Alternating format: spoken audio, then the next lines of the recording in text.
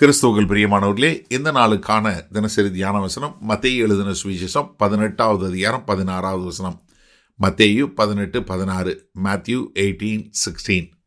அவன் செவி கொடாமற் போனால் 2-3 சாட்சிகளுடைய வாக்கினாலே சங்கதிகள் எல்லாம் நிலைவரப்படும்படி இரண்டொருவரை உன்னுடனே கூட்டிக் கொண்டு போ. அதாவது முதல் என்ன சொன்னாரு, யாராவது ஒருத்தனுக்கு உன் சகோதரனுக்கு எதிராக ஒரு குற்றம் இருந்தால் நீ முதல்ல நேராக போய் சந்தித்து பேசு. அவன் அது உனக்கு வாக்குக்கு செவி கொடுத்தானா நீ அவனை ரட்சித்து கொண்ட. இப்போ அவன் வாக்குக்கு செவி கொடாமற் போனால், ஏன்னா நீங்கள் போய் சொல்கிறீங்க, அப்படி சொல்லாத போது கேட்காத போது என்ன பண்ணணும்? 2 அல்லது 3 சாட்சிகளுடைய வாக்கியினாலே சங்கதிகள்லாம் நிலைவரப்படும்படி. நீங்கள் உபாகமம் 19வது அதிகாரம் 15வது வசனத்தில் இருந்தால் இந்த கோட்பாடு எடுக்கிறாங்க. ஒருவன் எந்த அக்கிரமத்தையாவது எந்த பாவத்தையாவது செய்தான் என்று சொல்லப்பட்டால் ஒரே சாட்சியினால் நியாயம் தீர்க்கப்படக்கூடாது. 2-3 சாட்சிகளுடைய வாக்கினாலே காரியம் நிலைவரப்பட வேண்டும். 2 அல்லது 3 சாட்சிகளை கூட்டிக் கொண்டு போகணும். இதை கர்த்தராகிய இயேசு கிறிஸ்து சொல்லும்போது எந்த ஒரு சாட்சினாலும் யோவான் 8வது அதிகாரம் 17வது வசனம் சொல்றாரு, 2 அல்லது 3 சாட்சிகள் வேணுங்கிறத மறுபடியும் கர்த்தர் இதை எடுத்து சொல்லக்கூடிய ஒரு காரியம். இப்போ என்னன்னா, இது அடுத்து என்ன பண்ணுது, அவங்கள ஒரு கணக்குக்குள்ளே கொண்டு வரக்கூடியதா, அவங்களுக்கு ஒரு உதவி செய்யக்கூடியதா. ஏன்னா அடுத்தவங்க கூட வேற 2 பேர் வரும்போது அது என்ன பண்ணுதுன்னா, சரியான முறையில் அதை பகுத்தறியவும், ஒருத்தருக்கு ஒருத்தர் இது சொல்லாதபடிக்கு 2 பேரை சரியான முறையில் பகுத்தறியக்கூடியதா. இது எதற்காகனா, ஒரு பொய் சாட்சி இல்லை ஒரு பொய்யான குற்றச்சாட்டின் மூலமாக தவறான காரியம் நிலைவேற்றப்படக்கூடாது என்பதற்காகத்தான் இந்த காரியம். அதில் 2-3 சாட்சி அப்படின்னு சொன்ன உடனே நீங்கள் என்ன எடுத்துக்கக்கூடாதுன்னா, அந்த 2-3 சாட்சி நீங்கள் 2-3 பேர் சேர்ந்து ஒரே கேங்காக போய் அவரை அமுக்கி அவரை அப்படியே குற்றப்படுத்தணும் இல்லை. நோக்கம் என்ன நல்லா தெரிஞ்சுக்கொள்ளுங்க. 2-3 பேர் சேர்ந்து போகும்போது அந்த 2-3 பேர் என்ன பண்ண போகிறாங்க, அப்பா இது ஒப்புரவாக வேண்டிய விஷயம், அதனால எது சத்தியம், எப்படி நீங்கள் 2 பேரும் சரி பண்ண முடியும் என்று ஒரு உணர்த்துவிக்கக்கூடிய ஒரு 2-3 பேர். ஏன்னா நீங்கள் 2-3 பேரை கூட்டிகிட்டு போனோன்னா 2-3 பேர் கூட போய் உட்காந்து அடித்து ஆளை சரி பண்ணுறது இல்லை, அது கிடையாது.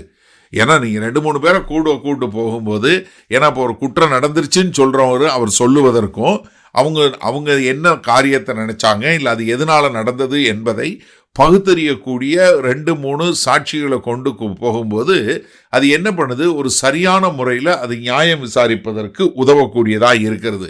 இது சபையில் ரொம்ப தேவையான ஒன்றுங்கிறத அப்போஸ்தலனாகிய பவுல் சொல்லும்போது 2 கொரிந்தியர் 13வது அதிகாரம் 1வது வசனம் சொல்லும்போது, இந்த 3ஆம் தரம் நான் உங்களிடத்திற்கு வருகிறேன், சகல காரியங்களும் 2-3 சாட்சிகளுடைய வாக்கினாலே நிலைவரப்படும் என்று சொல்லக்கூடியது.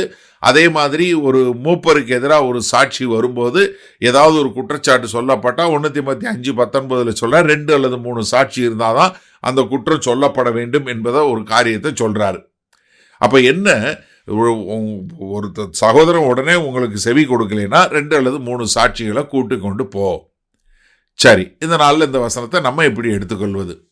அதாவது ஒரு தனிப்பட்ட முறையில் போய் அவங்கள ஒப்புரவாகிறது தவறும்போது என்ன பண்ணணும், ஒரு நம்பகத்தன்மை உள்ள வேற சகோதர சகோதரிகளை கூட்டு கொண்டு போய் அங்கே என்ன இது மேலும் பெருசாயிராதபடிக்கு, இது ஒரு பெரிய ஒரு என்ன சொல்றது, பொறாமை பேசுகிற இல்லை காசிப் பண்ணக்கூடியதா போய் அதனால ஒரு பிரிவினை வந்து விடாதபடி என்ன ஒரு நல்ல ஞானத்தோடு இது மேலே போகாதபடி இதை எப்படி சரியான முறையில் கொண்டு வரணும்னு.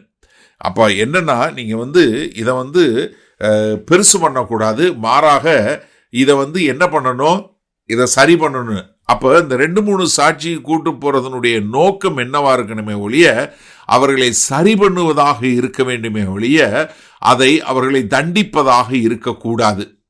ஏன்னா இந்த சாட்சி கூட்டு போகிற 2 பக்கத்தையும், சாட்சி யார் கூட்டு போனாலும் அவங்க கூட்டுட்டு போகிறவங்களையும் சரி, குற்றச்சாட்டப்பட்ட 2 பேருக்கு ஒரு நியாயமாக எது உண்மை எது சத்தியம் என்று அது செய்யக்கூடியதாக.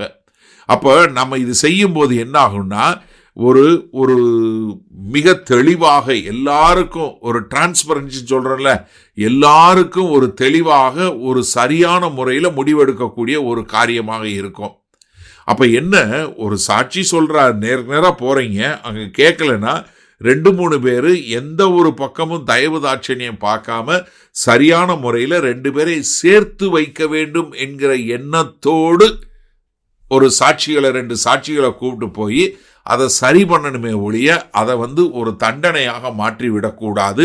இல்லை அதன் மூலமாய் ஒரு பிரிவினை சபைகளுக்குள்ள வந்து விடாதபடி நாம் மிக தெளிவாக இதை சரியான முறையில் கையாள கற்றுக்கொள்ள வேண்டும். வல்லபிதாவே, இந்த அருமையான நல்ல நாளுக்காய் நன்றி. ஆமாண்டவரே, இது சபைகளுக்குள் சபைக்கு உள்ளே ஆண்டவரே சகோதர சகோதரிகளுக்குள் ஒரு கட்டுப்பாடு எப்படி இருக்க வேண்டும் என்பதற்கு ஒரு நல்ல ஒரு வாக்கை எங்களுக்கு கொடுத்துட்டு போயிருக்கீங்க. இன்றைக்கு கேட்டது போல ஆண்டவரே 2-3 சாட்சிகள் கொண்டு போய் சேர்ப்பது ஆண்டவரே அவர்களை ஒப்புரவாக்குவதற்காக மாத்திரமே ஒழிய தண்டிப்பதற்காக அல்ல என்பதை புரிந்து அதற்கேற்றாற்போல் சபையில் ஒரு அன்பினால் கட்டப்படக்கூடிய மக்களாய் வாழ எங்களை ஒப்புக் கொடுக்கிறோம். மீட்பரும் இரட்சகரும் ஆகிய இயேசு கிறிஸ்துவின் மூலம் பிதாவே, ஆமேன். கர்த்தர் உங்களை ஆசீர்வதிப்பாராக. நாம் இன்று மாலை மன்னால சந்திப்போம்.